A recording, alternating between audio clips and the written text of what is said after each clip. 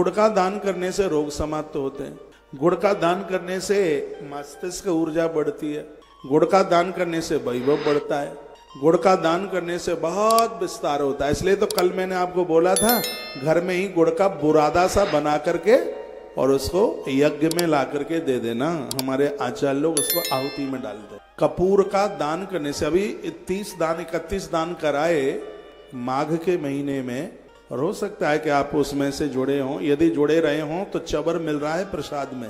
चवर जानते हैं, गौ माता की पूंछ से बनता है चवर, जिसमें देवी देवताओं की आरती होती है।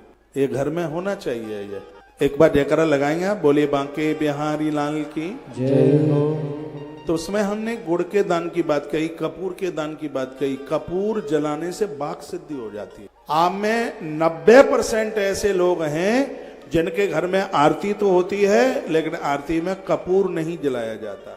आप में 95% ऐसे लोग हैं जिनके घर में कपूर मिलता ही नहीं है। और जिसके घर में कपूर, जनेऊ, सुपारी, कलावा, चंदन, रोली, मोली ये चीजें होती हैं, उस घर में वास्तु दोष नहीं रहता। जिसके घर में तुलसी पूजन होता है उसके घर में वास्तु दोष नहीं रहता, होता ही नहीं है, रहता ही नहीं है। जिसके घर में साबुत हल्दी रहती है, ये पिसी हुई हल्दी से साबुत हल्दी की बड़ी महिमा है, उसके घर में कोई जादू टोना टोटका ये कर ही नहीं सकता, उसका प्रभाव ही नहीं होगा। ये साबुत हल्दी की इतनी बड़ी महिमा है, ये सबके घर में होनी चाहिए। तो कपूर जलाइए, कपूर को आरती में जलाइए। कपूर हम लोग जलाते हैं, आश्रम में क्विंटलों कपूर लगता है महीने में। कपूर बड़ी महिमा है, बाघ सिद्धि हो जाती है। गूंगे बहरे बच्चे जन्म नहीं लेते उस घर में, महादेव बड़े प्रसन्न होते हैं। आरती के बाद एक श्लोक गाया जाता है, कर्पूर गौरम करुणावतारम। शंकर बड़े प्रसन्न होते हैं। जब महादेव का विवाह हो रहा था तब नारायण ने इस श्लोक बोला था। ये जब नारायण का विवाह हो रहा था तब महादेव ने भी एक श्लोक बोला।